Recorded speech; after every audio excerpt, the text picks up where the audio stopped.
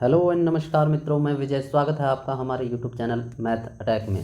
तो आज का हमारा टॉपिक है आंकड़ों का प्रबंधन, एनसीईआरटी कक्षा 8 अध्याय 5। तो वीडियो शुरू करने से पहले यदि आप चैनल पर नए हैं और चैनल को सब्सक्राइब नहीं किया है तो फटाफट चैनल को सब्सक्राइब कीजिए और उसके सामने जो बेल आइकन है उसको प्रेस कीजिए ताकि आने वाले सभी नए वीडियो की नोटिफिकेशन आप तक सबसे पहले पहुँचे। तो चलिए वीडियो को शुरू करते हैं। जो प्रश्नावली 5.1 है उसको शुरू करने से पहले हमें कुछ टर्मिनोलॉजी हैं, कुछ परिभाषाएं हैं, उनको समझना ज़रूरी है। तो सबसे पहले जो टर्मिनोलॉजी आती है वो आती है आंकड़े। जो कि आंकड़े क्या होते हैं, तो आप देख सकते हैं आंकड़े क्या होते हैं। एकत्रित की गई सूचनाएं आंकड़े कहलाती हैं।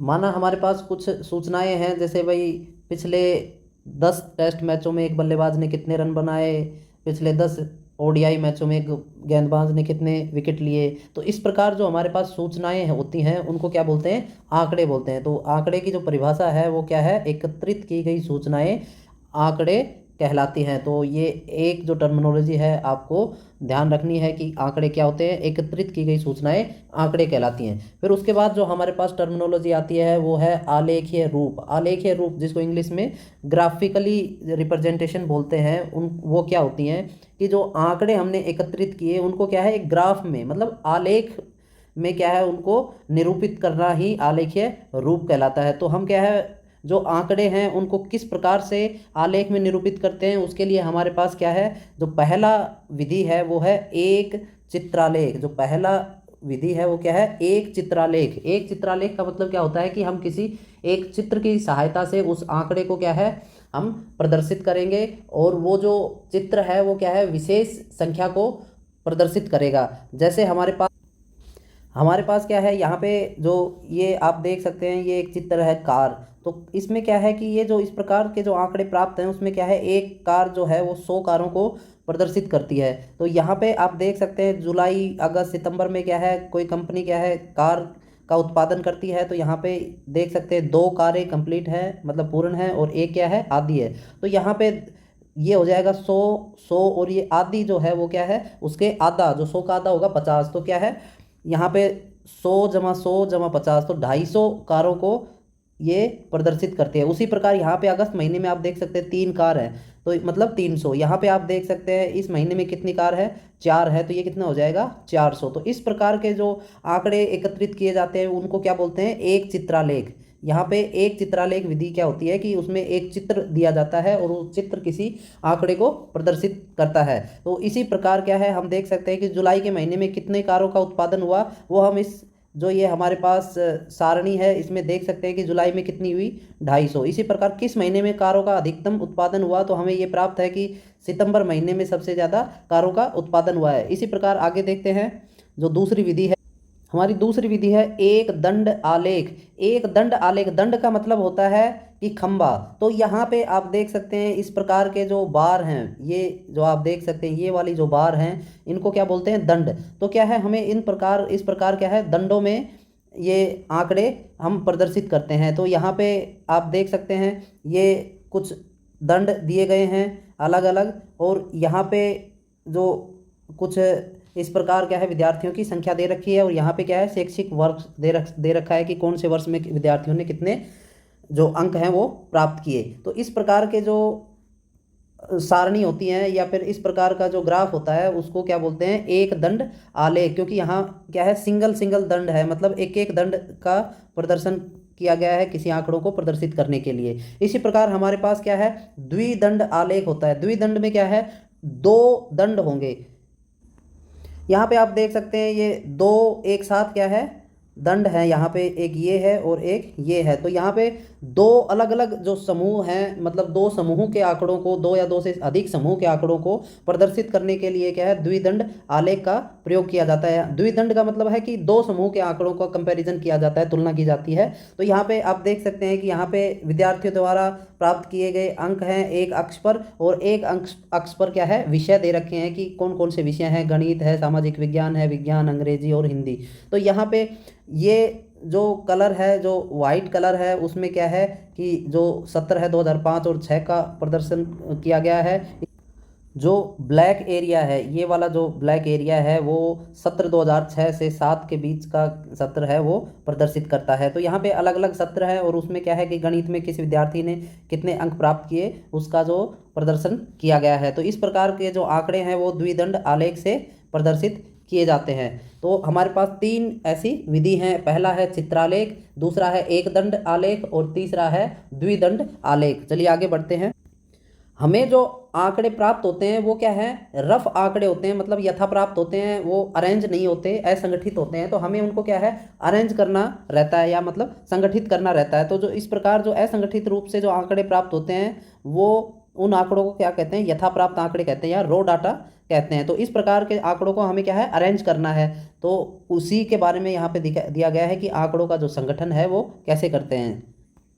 जिस प्रकार यहाँ पे आप देख सकते हैं विद्यार्थियों के एक समूह से उनके मनपसंद विषयों के बारे में पूछा जाता है। तो यहाँ पे देख सकते हैं कोई बोलता है कला है, फिर बोलता है गणित विज्ञान अंग्रेजी गणित कला, अंग्रेजी गणित अंग्रेजी कला विज्ञान कला। तो इस प्रकार अलग अलग विद्यार्थी क्या है बोलते हैं कि अलग अलग विषय। तो हमें क्या है कि ये जो आंकड़े हैं इनको क्या है, संगठित करना है। संगठित कैसे करेंगे कि भाई जो कला के जो विद्यार्थी हैं वो कितने हैं, गणित के विद्यार्थी कितने हैं, विज्ञान के विद्यार्थी कितने हैं और अंग्रेजी के विद्यार्थी कितने हैं। तो हम क्या है इनमें उन सभी को क्या है, कला कितनी बार यहाँ पे आ रही है, गणित कितनी बार यहाँ पे पुनरावृत्ति हो रही है। तो इस प्रकार की जो प्रविष्टियां हैं उनको अलग अलग उस संख्या के आधार पर क्या है उनको करेंगे। जैसे यहाँ पे देख सकते हैं कला 1 और फिर इसमें देखेंगे कला 2, यहाँ पे देखेंगे 3 4 और ये 5 6 7। तो हम देख सकते हैं कला जो है, कला वो कितनी बार आ रही है, 7 बार आ रही है। इसी प्रकार हम क्या है जो गणित है उसको भी यहाँ पे गिन लेंगे कि कितनी बार गणित आ रहा है। फिर हम क्या है विज्ञान को भी गिन लेंगे। तो इस प्रकार हम क्या है आंकड़ों को क्या है संगठित करेंगे।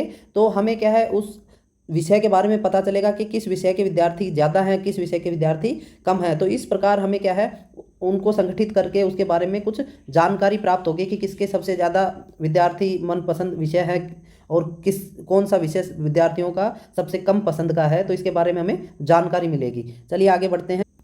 यहाँ पे जो हमने आंकड़े प्राप्त किए उसमें क्या है एक सारणी दे रखी है 5.1। इसमें क्या है कि विषय दे रखे हैं कि भाई कला गणित विज्ञान और अंग्रेजी। और यहाँ पे क्या है विद्यार्थियों की संख्या है कि यहाँ पे जो कला के विद्यार्थी 7 हैं और गणित के विद्यार्थी 5 हैं और जो विज्ञान के विद्यार्थी हैं वो 6 है, अंग्रेजी के हैं 4। तो इस प्रकार सभी विषयों के अलग अलग विद्यार्थियों की संख्या है। तो हम इन संख्याओं को क्या है मिलान चिन्ह द्वारा क्या है निरूपित करते हैं। तो यहाँ पे मिलान चिन्ह है। तो मिलान चिन्ह को समझने के लिए सीधा सिंपल है कि यदि 1 है तो 1 बार करेंगे, 2 के लिए 2 बार करेंगे, 3 के लिए 3 बार लगा देंगे और 4 के लिए 4 करेंगे। और जब 5 की बारी आएगी तो 5 क्या है 4 डंडे और उनको एक बार ऐसे काट देंगे। फिर हमें 6 लिखना होगा तो क्या लिखेंगे 4 डंडे, ये हो गया 5 और इसके सामने 1 लिखेंगे। इसी प्रकार यदि 6 लिखना होगा तो क्या करेंगे 4, ये हो गया 5, ये 1 6 और ये 7। तो इस प्रकार क्या है हम अलग अलग जो आंकड़े हैं। फिर उसके बाद क्या है 3 आएगा, फिर 4 आएगा, फिर ये कटेगा, फिर से 1 होगा, फिर 2 होगा, 3 होगा, 4 होगा, फिर कटेगा। तो इस प्रकार क्या है इनको मिलान चिन्ह को लिखते हैं। तो यहाँ पे आप देख सकते हैं ये है 5 और 2 अलग से लिखा हुआ है। तो 5 और 2 7। यहाँ पे आप देख सकते हैं ये 5 है, यहाँ पे आप देख सकते हैं 5 और 1 ये है 6, यहाँ पे आप देख सकते हैं ये 4 है। तो इस प्रकार जो क्या है सारणी हम बना सकते हैं जिसमें क्या है कि ये जो 7 5 6 4 ये क्या है इनकी जो विषयों की पुनरावृत्ति है। तो इस प्रकार जो विषयों की पुनरावृत्ति है उनको क्या बोलते हैं बारंबारता, या अंग्रेजी में बोलते हैं फ्रीक्वेंसी। तो किसी प्रविष्टि की बारंबारता वह संख्या है जितनी बार वह प्रविष्टि आंकड़ों में आती है। मतलब क्या है कि जो कोई विषय है या कोई प्रविष्टि जिसको बोलते हैं, प्रविष्टि क्या है कि कोई हमारे पास आंकड़े हैं, उन आंकड़ों में कोई प्रविष्टि कितनी बार आती है वही उसकी क्या है बारंबारता कहलाती है। और जो इस प्रकार हम बारंबारता से जो सारणी बनाते हैं उनको क्या बोलते हैं बारंबारता बंटन सारणी, फ्रीक्वेंसी डिस्ट्रीब्यूशन टेबल बोलते हैं। तो ये जो टेबल है इसको क्या बोलेंगे, ये वाली जो टेबल है इसको बोलेंगे बारंबारता बंटन सारणी। अगला जो हमारा टॉपिक है वो है आंकड़ों का वर्गीकरण। हमारे पास क्या है अलग अलग प्रकार के आंकड़े हैं, हम क्या है उनको अलग अलग हिसाब से उनका वर्गीकरण करेंगे। तो हम उन वर्गीकरण करने के लिए क्या है, मान लीजिए हमारे पास 60 विद्यार्थी हैं, वो गणित में 50 में से कितने अंक प्राप्त करते हैं उनका एक हमारे पास ग्रुप है कि ये क्या है टोटल जो 60 विद्यार्थियों द्वारा प्राप्त किए गए अंक हैं, तो हम क्या है इनको वर्गीकरण कर लेंगे। वर्गीकरण करेंगे कि भाई 1 से 10 तक कितने विद्यार्थी आए, 10 से 20 तक कितने आए, 20 से 30 तक कितने आए, 30 से 40 तक कितने आए, और 50 से 60 तक कितने आए, सॉरी 40 से 50 तक कितने विद्यार्थियों ने मतलब अंक प्राप्त किए। तो यहाँ पे हम क्या है इनको देख लेंगे। लेकिन ये आप देख सकते हैं 10 इसमें भी है और 10 इसमें भी है, तो या तो जो विद्यार्थी 10 अंक प्राप्त करते हैं उसको हम इस वर्ग में डाल सकते हैं या फिर इस वर्ग में डाल सकते हैं। ऐसा तो है नहीं कि हम एक विद्यार्थी को दो वर्गों में डाल लेंगे। तो हम क्या करेंगे कि जो निम्न वर्ग है, जो निम्न वर्ग है उसमें हम क्या है उसको लिखेंगे। तो यहाँ पे जो 10 आएगा उसको इसमें नहीं लिखेंगे, उसको हम क्या है पहले वाले में लिखेंगे। इस प्रकार यदि किसी विद्यार्थी के 20 अंक आते हैं तो हम इसमें ना लिख के क्या है 20 अंक वालों को इसी जो दूसरी वाली जो वर्ग है उसमें लिखेंगे। तो इसी प्रकार तीसरा है तो किसी के 30 अंक आए हैं तो तीसरे वाले वर्ग में लिखेंगे, ना कि चौथे वर्ग में। तो इस प्रकार हम क्या है आंकड़ों का वर्गीकरण करते हैं। तो यहाँ पे आप देख सकते हैं जो सारणी 5.2 है उसमें हमने क्या है एक बारंबारता बंटन सारणी बना ली है। तो यहाँ पे क्या है वर्ग दे रखे हैं कि भाई जो समूह दे रखे हैं 0 से 10 तक, 10 से 20 तक, 20 से 30 तक, 30 से 40 तक और 40 से 50 तक या 50 से 60 तक, जो ये हैं समूह दे दिया। और उसके बाद हमने क्या है मिलान चिन्ह कर लिए कि भाई 0 से 10 तक कितने विद्यार्थी कितने अंक प्राप्त किए और 10 से 20 तक कितने विद्यार्थियों ने अंक प्राप्त किए। इस प्रकार क्या है अलग अलग जो समूह है उसमें कितने कितने विद्यार्थी हैं और जो टोटल विद्यार्थियों की संख्या है वो कितनी है 60 है। तो यहाँ पे हमने क्या है मिलान चिन्ह लगा दिया कि 2 के लिए 2 डंडे खींच दिए, 10 के लिए क्या किया हमने 5-5 के 2 वो लगा दिए मिलान चिन्ह, 21 के लिए क्या किया कि 4 बार तो 5-5 लिख दिए और 1 बार सिंगल 1 लिख दिया। इसी प्रकार 19 के लिए क्या लिखेंगे 3 बार 5-5 लिखेंगे और 1 4 लिख देंगे। तो यहाँ पे ये मिलान चिन्ह हो गए। तो इस प्रकार जो आप देख सकते हैं इनको बोलते हैं वर्गीकृत आंकड़े। ये जो आंकड़े हमें प्राप्त हुए हैं इनको क्या बोलते हैं वर्गीकृत आंकड़े, क्योंकि हमने क्या है उनको वर्ग में विभाजित कर दिया, मतलब कि उनको अलग अलग समूह में विभाजित कर दिया। और इस प्रकार जो सारणी प्राप्त होती है उनको क्या बोलते हैं वर्गीकृत बारंबारता बंटन। जो ये बंटन प्राप्त होता है उसको बोलते हैं वर्गीकृत बारंबारता बंटन। तो इन सब कुछ बातों का आपको ध्यान रखना है। यहाँ पे आपको मैंने बताया था जो ये जो 0 से 10 है इसको क्या बोलते हैं वर्ग अंतराल बोलते हैं, वर्ग अंतराल। यहाँ पे ये जो 0 से 10 जो है या 10 से 20 है इसको क्या बोलते हैं वर्ग अंतराल, और जो या फिर इसको बोलते हैं एक वर्ग। तो यहाँ पे वर्ग अंतराल है वो कितने का है 10 का है यहाँ पे, क्योंकि 0 से 10 में कितने का अंतर है 10 का। इसी प्रकार 10 से 20 में कितने का अंतर है 10 का। तो यहाँ पे जो वर्ग अंतराल है वो 10-10 का हमने वर्ग अंतराल लिया हुआ है। इसी प्रकार हम ज़्यादा का भी वर्ग अंतराल ले सकते हैं, मान लीजिए 0 से 20 का, 20 से 40 का, 40 से 60 का। यहाँ पे हम ज़्यादा का भी वर्ग अंतराल ले सकते हैं। यहाँ पे एक बात और ध्यान देने योग्य है, जो 0 है उसको निम्न वर्ग सीमा बोलते हैं और जो इस प्रकार जो 10 है उसको क्या बोलते हैं उच्च वर्ग सीमा। तो यहाँ पे आप देख सकते हैं जो 10 है वो निम्न वर्ग हो जाएगा और यहाँ पे 20 है वो उच्च वर्ग सीमा हो जाएगा। तो इस प्रकार जो आंकड़ों का हम क्या है वर्गीकरण करते हैं। और ये जो बारंबारता होती है, जो वर्ग की सीमा होती है, वो उसको क्या बोलते हैं चौड़ाई या फिर माप बोलते हैं। जो यहाँ पे आप देख सकते हैं कि वर्ग सीमा और निम्न वर्ग सीमा का यह अंतर, मतलब 0 से 10 के बीच में जो ये अंतर है, जो ये अंतर है या अंतराल है, उसको क्या बोलते हैं चौड़ाई बोलते हैं।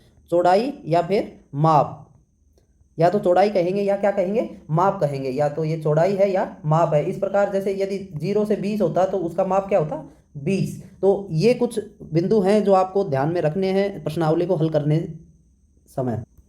अगला जो हमारा टॉपिक है वो है एक विभिन्नता के साथ दंड। यहाँ पे हमारे पास जो ये इस प्रकार जो वर्गीकृत बारंबारता बंटन जो प्राप्त होता है उसको हम क्या है एक ग्राफ के रूप में या फिर क्या है आलेख के रूप में किस प्रकार प्रदर्शित करते हैं वो आप देख सकते हैं।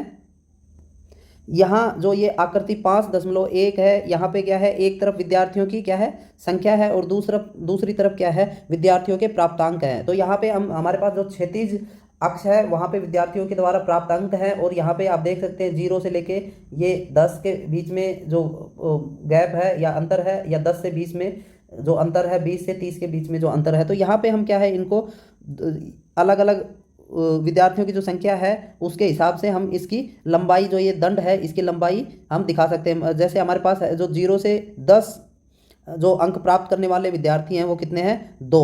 तो यहाँ पे ये 2 के बीच में क्या है ये इस प्रकार दंड बना देंगे। इसी प्रकार 10 से 20 के जो अंक है उसमें उसको प्राप्त करने वाले कितने विद्यार्थी हैं, 10 विद्यार्थी हैं, तो यहाँ क्या है 10 तक इसकी जो ऊंचाई है हम बढ़ा देंगे। इसी प्रकार क्या है हम ये 21 तक बढ़ा देंगे। तो यहाँ पे इस प्रकार के जो हमारे पास आलेख प्राप्त होते हैं उसको बोलते हैं आयत चित्र। क्या बोलते हैं? आयत चित्र, या इंग्लिश में हिस्टोग्राम कहते हैं। तो इन सब कुछ बातों का आपको ध्यान रखना है। जो दंड की लंबाई है वो क्या होगी? दंड की लंबाई वर्ग अंतराल की बारंबारता दर्शाती है। तो यहाँ पे जो ये जो दंड है कितना लंबा है, यहाँ पे आप देख सकते हैं ये क्या प्रदर्शित करता है, ये बारंबारता प्रदर्शित करता है कि वो जो अंक हैं वो कितनी बार हमारे पास उनकी पुनरावृत्ति हो रही है। तो चलिए अब हम क्या है जो हमारी प्रश्नावली है उसको हल करते हैं।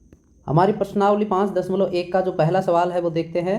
निम्नलिखित में से किन आंकड़ों को दर्शाने के लिए आप एक आयत चित्र का प्रयोग करेंगे? तो हमने अभी देखा कि आयत चित्र क्या होता है कि जिसमें क्या है कुछ वर्ग अंतराल होते हैं और उन वर्ग अंतराल यानी कि मतलब कुछ आंकड़ों के समूह होते हैं, उन आंकड़ों के समूह में हम क्या है बारंबारता को दर्शाते हैं। तो हमारे पास इसमें क्या होना चाहिए? एक तो आंकड़ों का समूह होना चाहिए और उसकी बारंबारता होनी चाहिए। तो वो क्या होगा? एक आयत चित्र में उन्हीं आंकड़ों को हम क्या है दर्शा सकते हैं। तो यहाँ पे हमारे पास है एक डाकिए के थैले में विभिन्न क्षेत्रों के पत्रों की संख्या। तो यहाँ पे डाकिए के जो थैले में विभिन्न क्षेत्रों के पत्र हैं, तो यहाँ पे क्या है किसी प्रकार का कोई ग्रुप नहीं है, मतलब कोई समूह नहीं है और ना ही उनकी हमारे पास बारंबारता है। तो हमारे पास क्या है इसको हम क्या है आंकड़ों में प्रदर्शित नहीं कर सकते। तो हम हमारा जो ए है वो क्या होगा?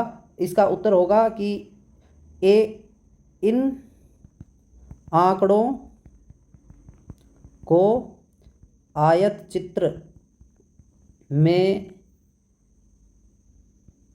प्रदर्शित नहीं किया जा सकता, नहीं किया जा सकता, क्योंकि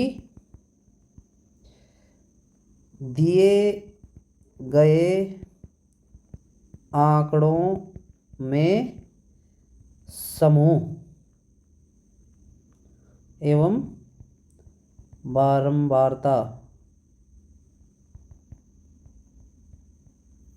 नहीं है। तो यहाँ पे इसका उत्तर हो जाएगा कि इन आंकड़ों में आयत चित्र में प्रदर्शित किए गए आंकड़े क्या है समूह या और बारंबारता में नहीं है। तो ये क्या है आयत चित्र में हम इनको आयत चित्र का प्रयोग करके इनको नहीं दर्शा सकते। हमारा जो अगला सवाल है किसी खेल कूद प्रतियोगिता में प्रत्याशियों की ऊंचाई। तो इस सवाल का हम जवाब कैसे देंगे? इस सवाल का हल करने के लिए किसी खेल कूद प्रतियोगिता में प्रत्याशियों की ऊंचाई, तो हम क्या है इसको अलग अलग ग्रुप में विभाजित कर सकते हैं। मान लीजिए कि किसी की कुछ विद्यार्थी हमारे पास टोटल विद्यार्थी है मान लीजिए 60 हैं और उसमें क्या है कि हम क्या ऊंचाई को 150 से 160 सेंटीमीटर इसके बीच में हम उनको वर्गीकृत कर सकते हैं। दूसरी को 160 से 170 सेंटीमीटर के बीच में वर्गीकृत कर सकते हैं। तीसरे को 170 से 180। तो इस प्रकार क्या है हम इनको क्या है जो ऊंचाई है इनको समूह में वर्गीकृत कर सकते हैं। तो यहाँ पे हमारे पास क्या है जो समूह है वो प्राप्त हो गया। अब हमें क्या है बारंबारता निकालनी है। तो हमारे पास जब 60 विद्यार्थी होंगे तो कुछ विद्यार्थियों की जो ऊंचाई है मान लीजिए ये 5 विद्यार्थी हैं, तो इस प्रकार ये 5 क्या है इसकी बारंबारता है। मान लीजिए इस ग्रुप के विद्यार्थियों की संख्या है 8, तो यहाँ पे जो 8 है वो क्या है बारंबारता है। तो इस प्रकार जो हमारा पहले का जो बी है वो क्या है आयत चित्र के प्रयोग के द्वारा इसको दर्शाया जा सकता है। क्यों? क्योंकि इसमें क्या है वर्ग समूह एवं बारंबारता दोनों उपस्थित है। तो अगला सवाल है हमारा सवाल नंबर सी, वो देखते हैं।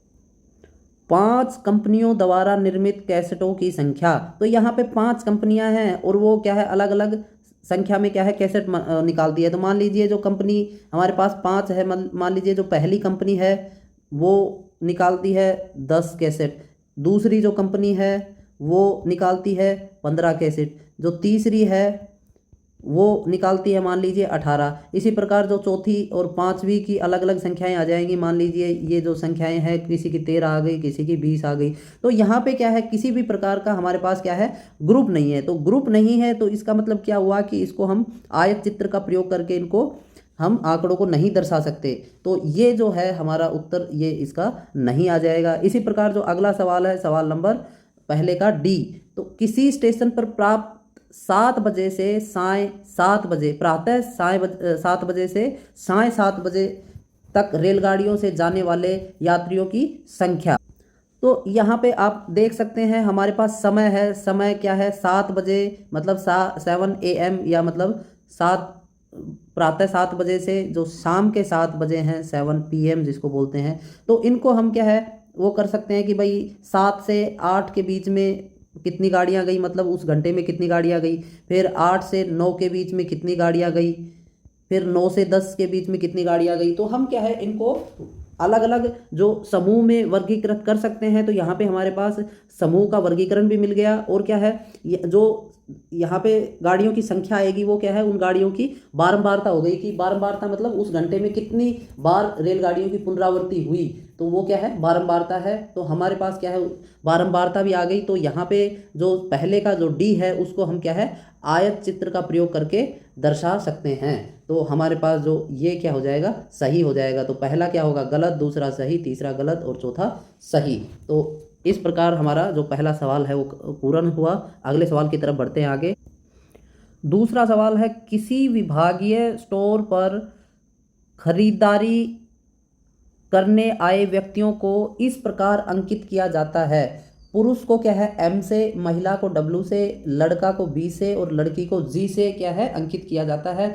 निम्नलिखित सूची उन खरीदारों को दर्शाती है जो प्रातःकाल पहले घंटे में आए हैं। तो यहाँ पे आप देख सकते हैं कि W का मतलब है महिलाएं, G का मतलब है लड़कियां और B का मतलब है लड़के और M का मतलब है आदमी या पुरुष। तो यहाँ पे हम क्या है एक हमें क्या निकालना है मिलान चिन्हों का प्रयोग करते हुए एक बारंबारता बंटन सारणी बनाइए। तो यहाँ पे हम क्या है बारंबारता बंटन सारणी बना देते हैं। बारंबारता बंटन सारणी वो कैसे बनाएंगे हम क्या है इस प्रकार कोई टेबल बना लेंगे। मान लीजिए ये क्या है एक सारणी है। इस सारणी में क्या है कि ये जो अंकित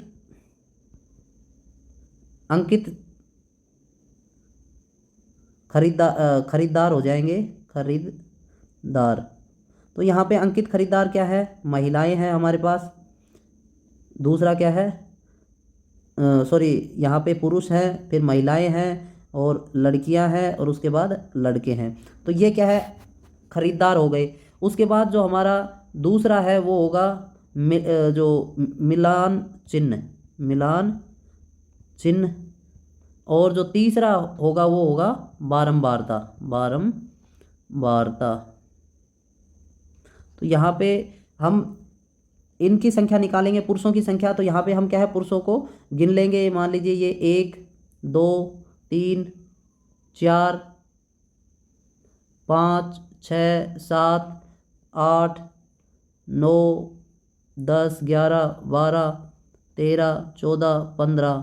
तो हमारे पास पुरुषों की संख्या आ गई 15। इसी प्रकार हम क्या है जो महिलाएं हैं उनकी संख्या निकाल लेंगे। वो कैसे होगी 1 2 3 4 5 6 7 8 9 10 11 12 13 14 15 16 17 18 19 20 21 22 23 24 25 26 27 और 28। तो यहाँ पे महिलाएं हो गई 28। इसी प्रकार हम क्या है जो लड़कियां हैं उनकी संख्या निकाल लेंगे 1 2 3 4 5 6 7 8 9 10 11 12। तो यहाँ पे लड़कियां हैं वो हो जाएंगी 12 और जो लड़के हैं वो होंगे 1 2 3 4 5। तो हमारे पास लड़के हो गए 5। तो हमें क्या है मिलान चिन्हों का प्रयोग करके इनको निकालना है। तो मिलान चिन्ह के लिए हमें पता है कि 4 लाइन करेंगे। ये हो गया 5, ये हो गया 10, ये हो गया 15। तो यहाँ पे हम 5 5 3 बार लिख देंगे। इसी प्रकार 28 है तो हम क्या है 5 5 बार लिखेंगे और उसके बाद 3 डंडे अलग से लिखेंगे। तो 1 2 3 4 ये हो गए 5, 1 2 3 4 ये हो गए 5, 1 2 3 4 5, 1 2 3 4 5, 1 2 3 4 5। तो हमने क्या है 5 को 5 बार लिख दिया और उसके बाद ये कितना हो गया 25 25 और ऊपर बच गए 3। तो 1 2 3 तो 3 अलग से लिख देंगे। इसी प्रकार 12 है तो ये हो गया 5 10 और ये 2 डंडे अलग से। इसी प्रकार 5 है तो ये 5 हो जाएगा। तो ये हमारे पास क्या है एक बारंबारता आवंटन सारणी हो गई। यहाँ पे क्या है कि जो कुल जो खरीदार हैं उनको हम निकाल सकते हैं। यहाँ पे इन सभी को क्या है जोड़ देंगे तो 15 जमा 28 कितना होगा 43, 43 और 12 कितना होगा 55, 55 और 5 कितना होगा 60। तो यहाँ पे टोटल जो खरीदार वो हैं वो 60 हो जाएंगे। अब जो हमारा अगला क्या कहता है कि इसे प्रदर्शित करने के लिए एक दंड आलेख खींचिए। तो इसको प्रदर्शित करने के लिए अब हमें क्या करना है, एक दंड आलेख खींचना है। तो वो कैसे खींचेंगे देखिए, यहाँ पे दंड आलेख खींचते टाइम हमें क्या करना है, इस प्रकार क्या है दो अक्ष वाले क्या है रेखाएं खींच लेनी है। उसके बाद हमें क्या करना है कि एक तरफ तो क्या करेंगे, हम जो खरीदार है उनकी संख्या करेंगे। मान लीजिए ये खरीदारों की संख्या यहाँ पे एक तरफ लिख देंगे और दूसरी तरफ हम क्या लिखेंगे, जो खरीदार हैं उनकी बारंबारता। तो यहाँ पे हम बारंबारता लिख देंगे। तो हमें क्या है, जो बारंबारता में क्या है हमारे पास, मान लीजिए पहला है ये, इसको हम कट करेंगे समान जो भागों में कट करेंगे। मान लीजिए ये क्या है, ये है हमारे पास या फिर 5, 10, 15, 20, 25 और 30। हम क्या है 5, 5 के अंतराल में इसको कट कर देंगे। इसी प्रकार हमारे पास यहाँ पे जो हैं वो पहला हो जाएगा पुरुष। तो पुरुष कितने हैं 15। तो यहाँ पे क्या है, हम क्या करेंगे इसको 15 तक यहाँ पे एक दंड बना देंगे। उसी प्रकार जो महिलाएं हैं वो कितनी है 28। तो हम क्या है, मान लीजिए ये है 25 और 25 और 30 के बीच में क्या होगा 28। तो यहाँ पे क्या है, ये जो दंड है इसको हम लिखेंगे, ये महिलाएं हो जाएंगी और इसकी ऊंचाई कितनी हो जाएगी 28। तो यहाँ पे इसके ऊपर हम लिख देंगे 15, इसके ऊपर लिखेंगे 28। इसी प्रकार क्या है, हम जो लड़कियां हैं उसकी जो संख्या है वो है 12। तो यहाँ पे आप देख सकते हैं ये 10 और 15 के बीच में ये 12 आएगा। तो यहाँ पे क्या है गर्ल ये आ जाएगी 12। तो इसी प्रकार जो अगला है लड़के मतलब बॉय बी, तो वो कितना होगा 5। तो यहाँ पे 5 के बराबर यहाँ पे इसको एक और दंड खींच देंगे और ये होगा 5। तो इस प्रकार ये जो क्या है हमारी जो आरेख आ गया खरीदारों की संख्या और बारंबारता का, ये हमारा दंड आलेख आ गया है। तो अगले सवाल की तरफ बढ़ते हैं। सवाल नंबर 3। सवाल नंबर 3 है, किसी फैक्ट्री के 30 श्रमिकों की साप्ताहिक मजदूरी रुपयों में निम्नलिखित है। तो यहाँ पे आप देख सकते हैं कि जो साप्ताहिक मजदूरी है किसी की 830 है, किसी की 835 है, किसी की 890 है। तो इस प्रकार 30 मजदूरों की साप्ताहिक जो मजदूरी है वो दे रखी है। तो हमें क्या करना है, मिलान चिन्हों का प्रयोग करते हुए अंतरालों 800 से 810, 820 से 800, 810 से 820 इत्यादि वाली एक बारंबारता सारणी बनाइए। तो हमें क्या करना है, एक बारंबारता सारणी बनानी है। यहाँ इस बारंबारता सारणी में क्या करना है कि हमें एक तरफ क्या है मिलान चिन्ह करने हैं, एक तरफ क्या है बारंबारता लिखनी है। तो यहाँ पे हम लिख देंगे बारंबारता, ये हो गई बारंबारता। यहाँ पे हो जाएगा मिलान चिन्ह, मिलान चिन्ह। और यहाँ पे क्या होगा, जो श्रमिकों का जो वर्ग है वो लिख देंगे, जो मजदूरी है श्रमिकों की मजदूरी का वर्ग अंतराल। तो ये क्या होगा, श्रमिकों की मजदूरी का वर्ग अंतराल। वर्ग अंतराल क्या क्या है, 800 से 810, फिर होगा 810 से 820, 820 से होगा 830, 830 से होगा 840, 840 से होगा 850, 850 से होगा 860। तो यहाँ पे आप देख सकते हैं जो मैक्सिमम है हम वो कहाँ तक है उतना हम वर्ग अंतराल इनका लिख लेंगे। और उसके बाद यहाँ पे कितने कितने जो ये साप्ताहिक वेतन है वो आते हैं वो हम इसमें लिख देंगे। मान लीजिए 800 से 810 आ गए, यहाँ पे 10 आ गए, तो 10 को कैसे लिखेंगे, उसको अलग अलग उसमें चिन्हों में प्रदर्शित कर देंगे। जैसा हमने सवाल नंबर 2 किया है सेम वैसा ही है। तो ये सवाल नंबर 3 आप स्वयं कर लीजिएगा। इनको काउंट करना है, आपको गिनना है कि 830 जो है वो हमें किस में रखना है। 830 को हमेशा याद रखिएगा कि हमें जो निम्न वर्ग है उसमें ही अंकित करना है। तो 820 से 830 वाले जो वर्ग अंतराल है उसमें हमें 830 को लिखना है। तो जैसे हमारे पास 820 आ गया तो इसको हम लिखेंगे 810 से 820 वाले उसमें। तो इस बात का हमें विशेष जो ध्यान रखना है इसको हल करते टाइम, तो इसको हम आसानी से हल कर सकते हैं। तो अगले सवाल की तरफ बढ़ते हैं। सवाल नंबर 4। हमारा जो सवाल नंबर 4 है वो सवाल नंबर 3 पर ही आधारित है। यहाँ पे लिखा हुआ है प्रश्न 3 में दिए गए आंकड़ों से प्राप्त सारणी के लिए एक आयत चित्र बनाइए और निम्नलिखित प्रश्नों के उत्तर दीजिए। तो हमें क्या है, एक आयत चित्र बनाना है। यहाँ पे हम क्या कर लेंगे कि ये वर्ग अंतराल हो जाएगा। इस जो अक्ष है, जो क्षैतिज अक्ष है, यहाँ पे हम क्या लिखेंगे, जो उनका वेतन है उसका वर्ग अंतराल लिख देंगे। ये मजदूरी का वर्ग अंतराल, यहाँ पे क्या है, वर्ग अंतराल लिख देंगे। ये वर्ग अंतराल मान लीजिए 0, ये होगा 800 से 810, यहाँ पे 820, 830 और ये 840, 850, 860, यहाँ पे ये 870, 880, इस प्रकार इनका लिख देंगे। और यहाँ पे जो है वो श्रमिकों की संख्या लिख देंगे की संख्या। तो यहाँ पे एक तरफ हम क्या है, श्रमिकों की संख्या लिख देंगे और एक तरफ क्या है, जो उनकी मजदूरी है उनका वर्ग अंतराल लिख देंगे। मान लीजिए हमारे पास मजदूरों की जो 800 से 810 की जो संख्या है वो, इसको हम क्या है अलग अलग हिस्सों में क्या है कट कर देंगे। तो मान लीजिए ये 10 है, ये 20, ये 30, ये 40 और ये 50। तो इस प्रकार क्या है बराबर बराबर हिस्सों में जो ऊर्ध्वाधर जो ये अक्ष है इसको अलग अलग हिस्सों भागों में विभाजित कर देंगे। इस प्रकार हमारे पास ये हो जाएगी 20 मान लीजिए, और ये जो वर्ग अंतराल है ये मान लीजिए हमारे पास आता है 40, और ये जो वर्ग अंतराल है ये आता है 30।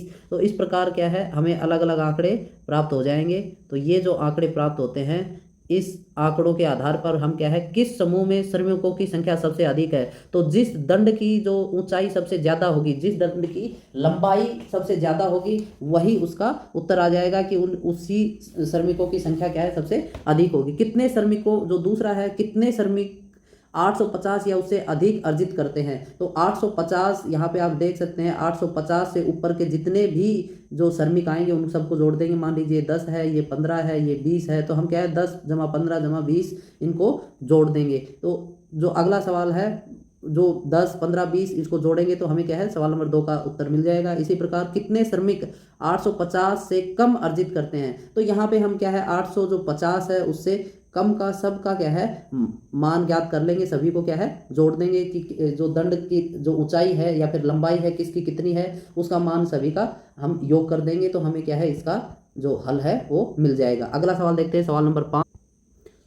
अवकाश के दिनों में एक विशिष्ट कक्षा के विद्यार्थियों द्वारा प्रतिदिन टेलीविजन यानी कि टीवी देखने के समय घंटों में दे रखे हैं, दिए हुए आलेख में दर्शाए गए हैं। तो यहाँ पे क्या है कुछ विद्यार्थियों की छुट्टी है और उन छुट्टियों में वो विद्यार्थी क्या है टीवी देखते हैं। तो कौन विद्यार्थी कितने घंटे टीवी देखता है उनकी संख्या यहाँ पे दी गई है। तो यहाँ पे हमें इस जो ये जो आयत चित्र है इसकी सहायता से हमें क्या है कुछ प्रश्नों का उत्तर देना है। तो यहाँ पे जो पहला है, अधिकतम विद्यार्थियों ने कितने घंटों तक टीवी देखा। तो आप देख सकते हैं जो सबसे ऊंची जो दंड है उसकी ऊंचाई या फिर लंबाई कितनी है 32।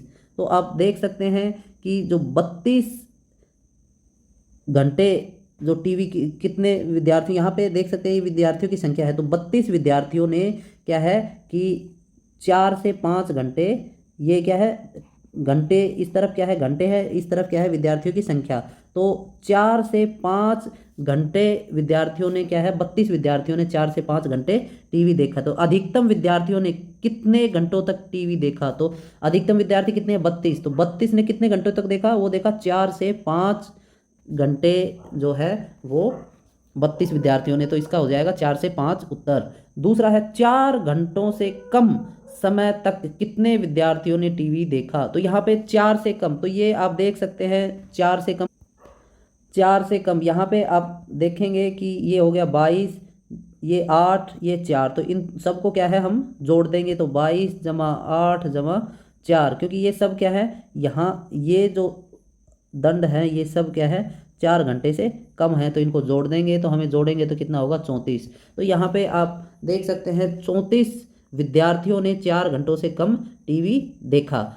तीसरा जो सवाल है वो है कितने विद्यार्थियों ने टीवी देखने में 5 घंटे से अधिक का समय व्यतीत किया। तो अब हम क्या करेंगे, जो 5 घंटे से अधिक, तो यहाँ पे हमारे पास ये देख सकते हैं ये जो 2 दंड हैं, ये जो 2 दंड हैं वो है 5 घंटे के अधिक के। तो यहाँ पे 8 जमा 6 तो कितने हो गए 14 विद्यार्थियों ने क्या किया है, 5 घंटों से ज़्यादा टीवी देखने में समय व्यतीत किया है। तो इसका उत्तर हो जाएगा 14 घंटे। तो यहीं पे हमारी जो प्रश्नावली 5.1 है वो समाप्त होती है।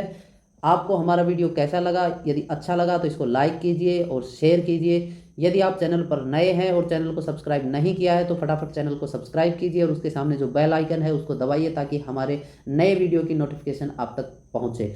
धन्यवाद। जय हिंद।